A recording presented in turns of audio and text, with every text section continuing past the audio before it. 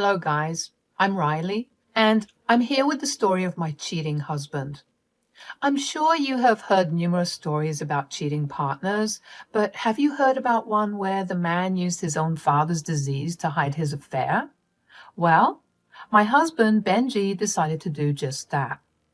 Benji and I were together for 3 years before we got married. I was fresh out of college and working a great job. We met through his father, Nick, who was my professor in college. He was also my dad's best friend and loved me like his own child. I had never met Benji before because we lived in different states before college. After we met, we clicked right away. He was a funny and charming man who would impress absolutely anyone. We started to date, and after 3 years, he proposed to me. Trust me, guys, he gave all the green flags he could before we got engaged. However, after we got engaged, a problem came knocking on our doorstep. It was his best friend, Sonia. She came into my house and started to scream at Benji. "How dare you get engaged to someone else without telling me? I wasn't here for 3 years and you decided to get engaged within this time?"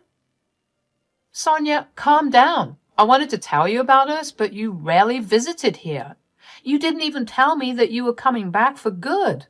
I got to know that today. You have no right to attack me for not telling you. You are the one who hid this relationship from me. I will never forgive you for this." I was pretty confused and alarmed by the interaction. Yes, I had heard about Sonia before, but I never saw her in person. She was living in a different state with her dad before coming back here for good. I always looked forward to meeting her, but what happened that day made me very uncomfortable. Benji tried his best to calm her down and then sent her home. After she left, I said, "Why did she react that way, Benji? Her reaction was completely over the top. Why didn't you tell her about our relationship before? I thought she was your best friend." "She is my best friend, Riley. That's exactly why she's so pissed. She can be a little territorial about me, so I didn't have the courage to tell her. Don't worry, she'll come around." "I don't know, Benji. I have a weird feeling about this. I really don't know what to think about her reaction." My doubts were actually right. I wish I knew that back then. Benji handled everything and didn't let me see that side of Sonia again. However, Sonia did send me some offensive texts saying I was a witch and that Benji would always be hers. Her texts were highly insulting and I showed them to Benji. He talked to her again and made her stop. Fast forward 2 years. Benji and I finally got married. We had a pretty good marriage, but Sonia was always an issue between us. She was still unemployed and Benji was helping her out with money. He didn't earn much himself, so I had to add more to my share of household expenses. I argued with Benji about this, but he refused to stop helping his best friend in need. Yes, I was that stupid. My stupidity came to an end when I discovered hotel and flight bookings for the two of them. I was checking our joint account and found those purchases. I was shocked and decided to snoop a little on Benji's Facebook, which I had access to. Lo and behold, he was cheating on me with her. I was hysterical and broke down in tears. Benji was not around when this happened. When I texted him to know where he was, he replied that he had to take his father to the hospital. Since the dates on the tickets were the dates for that day, I immediately became suspicious. I called Nick to ask him where he was. He was at home, of course, so I got into my car and drove to his place one town over.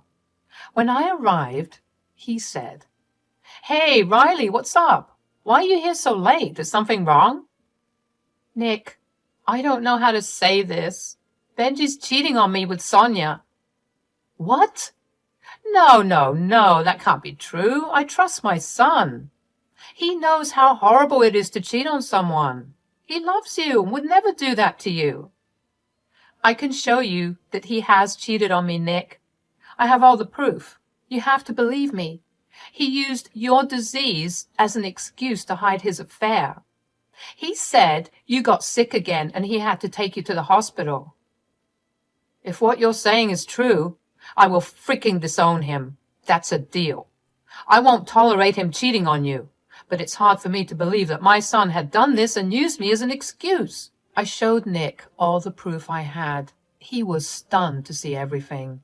Even then, he thought that there must be some misunderstanding on my part. There had to be some explanation other than cheating. Seeing that Nick was having a hard time believing me, I called Benji and put him on loudspeaker. I said, "Benji, where are you? It's late and you're still not home. I'm getting worried." "I'm at the hospital with my dad. He had a health scare out of the blue. I came here as soon as possible." "Oh my God, Benji, is he okay? Should I come down to the hospital?" "The doctors are checking him, but it will take some time. You don't have to wait for me. I think Dad will be staying here for the night for observation. I'll be here tonight and come home tomorrow after I drop him off at the house." "Oh, so the doctors told Nick to stay there overnight?" "Okay then.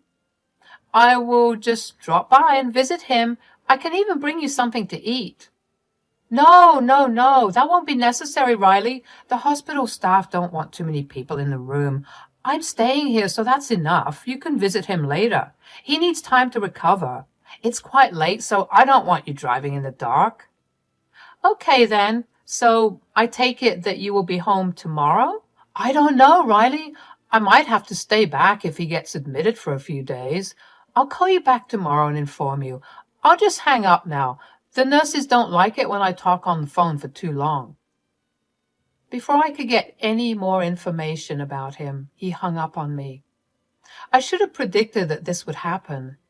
Nick was furious at Benji, which was evident from his face. I sighed at what Benji said because at that point, I was just tired instead of being angry. I was exhausted and wanted to get out of this marriage. I said, "There, Nick, I'm sure you believe me now. He has been using you as an excuse to go see his mistress. I know Sonia is also in there with him. As I showed you, they both have their names on the tickets and hotel." You have no idea how pissed off I am right now. As if cheating on you wasn't bad enough?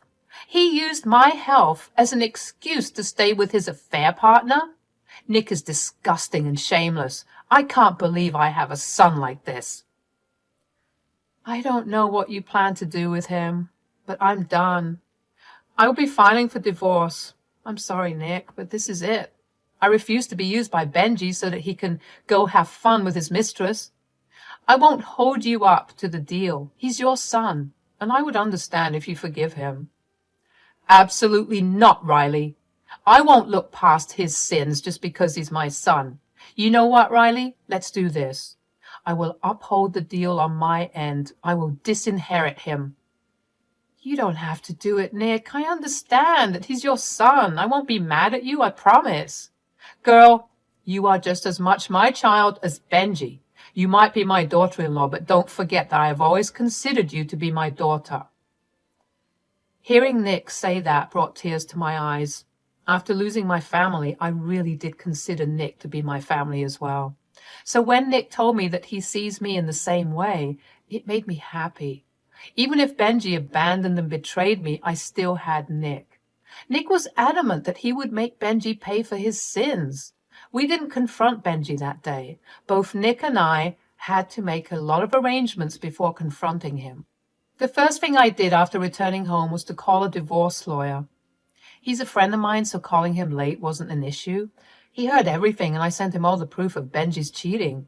He promised to prepare the divorce papers the next day. Nick also called his family lawyer and redrafted his will. Benji was, of course, having the time of his life with Sonia. He did call me twice a day to tell me that his father was not doing well and was still in the hospital. I didn't even care what he said anymore. I simply recorded the calls and sent them to my friend as evidence. Benji returned home a whopping 3 days after he left. He extended a day, seeing that I didn't suspect a thing. He was in for a big surprise when I would destroy his fake love for me. But he didn't see it coming. Benji assumed that everything was okay. With his bag still packed, I told him to sit down in the living room. I also told him that I was going to record our conversation for something important.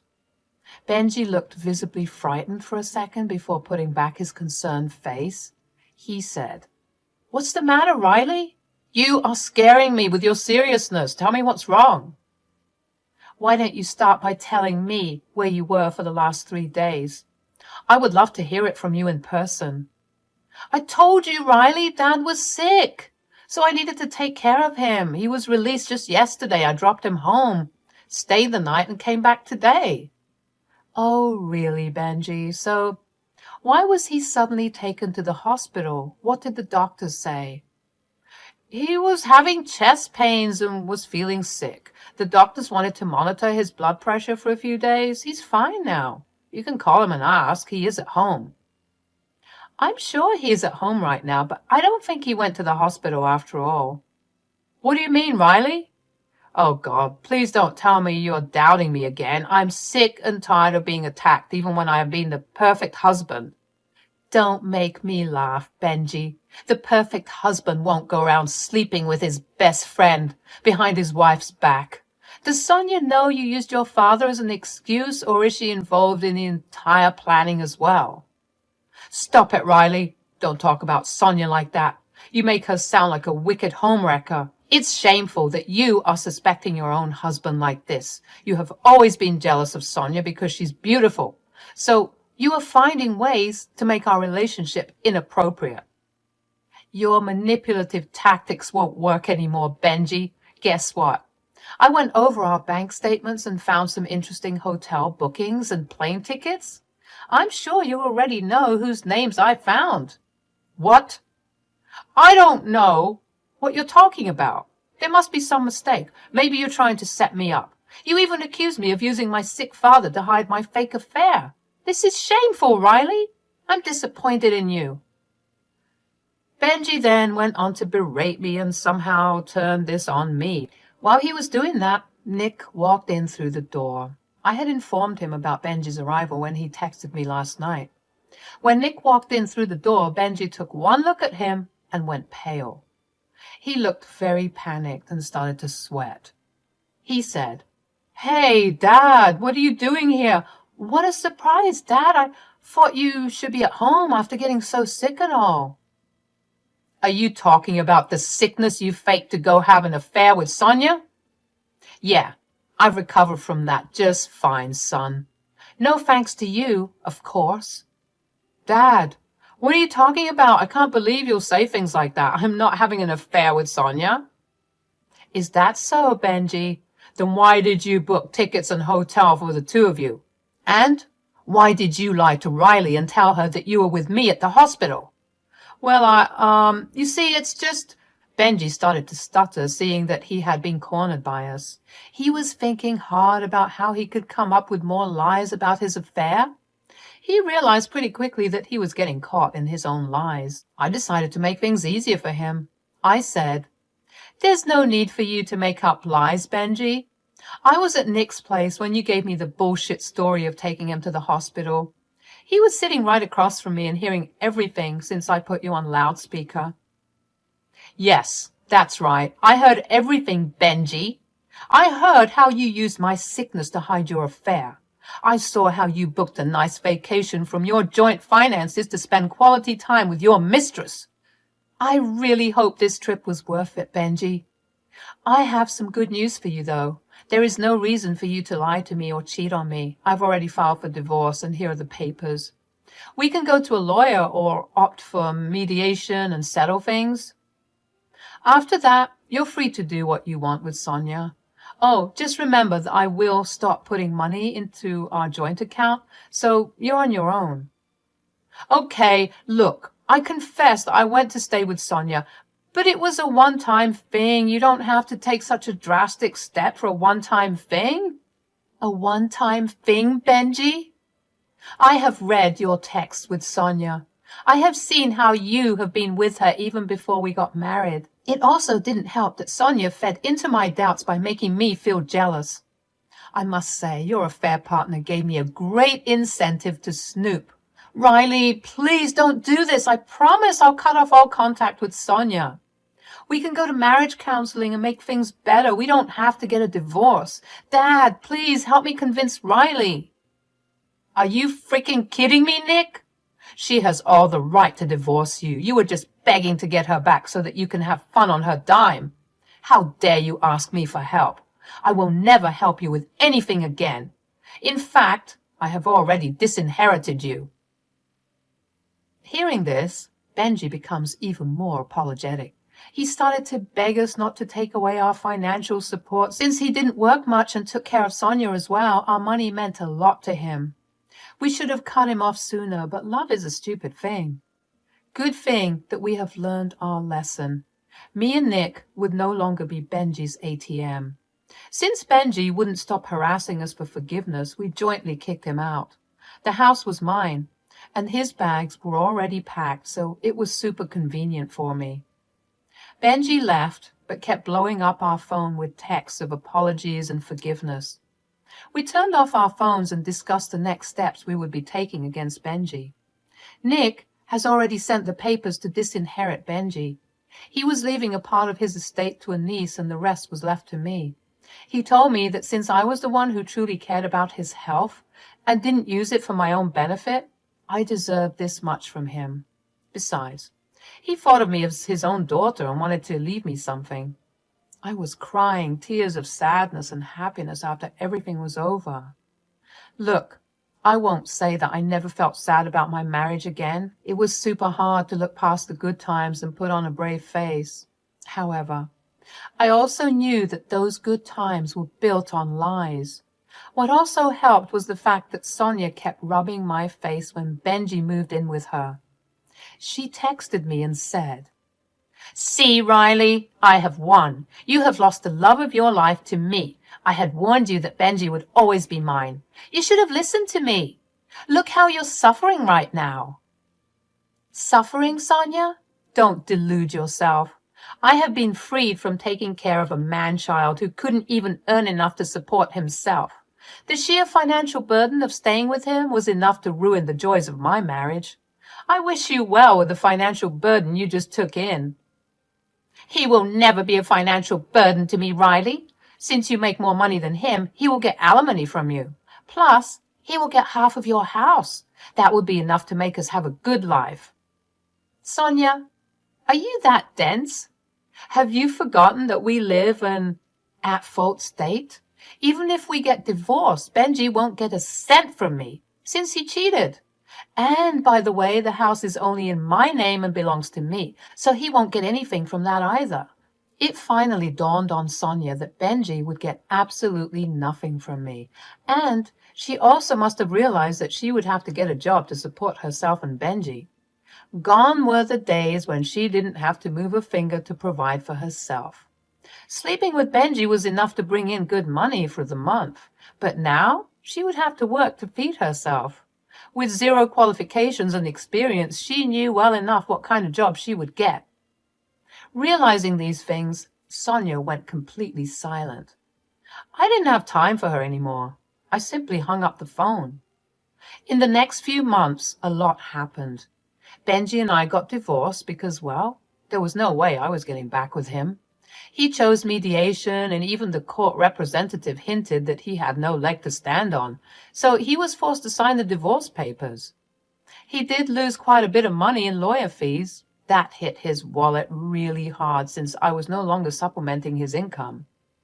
He kept having horrible fights with Sonia and called me with crying apologies. Apparently, even then, Sonia was refusing to get a job and help him out. Benji has almost 0 savings, and Sonia refuses to cut back on their lifestyle. Their fights got so bad that he left her. That night, he showed up on my doorstep with his stuff in tow. He was begging me to take him back. He also kept blabbering about how he was sorry and he would make it up to me. I simply shut the door on his face. Benji also went to his father, who did the same thing. Since Nick's wife cheated on him too, he was a very low tolerance for cheaters. He was mad that his own son disrespected his teachings and decided to cheat on me. Benji was forced to take refuge with a friend who was the only one who was willing to help him. Everyone else abandoned him after the affair came to light. They are actually people of ethics who don't take cheating lightly. Benji's currently dodging Sonia, who's trying to get him back. I guess it finally dawned on her that her leeching ways would chase away the love of her life. Benji has no wish to get back with her and is struggling to get his life back on track. Meanwhile, I'm doing much better and going out on dates as well. I have met some great people and finally feel like I will also find my happiness like others.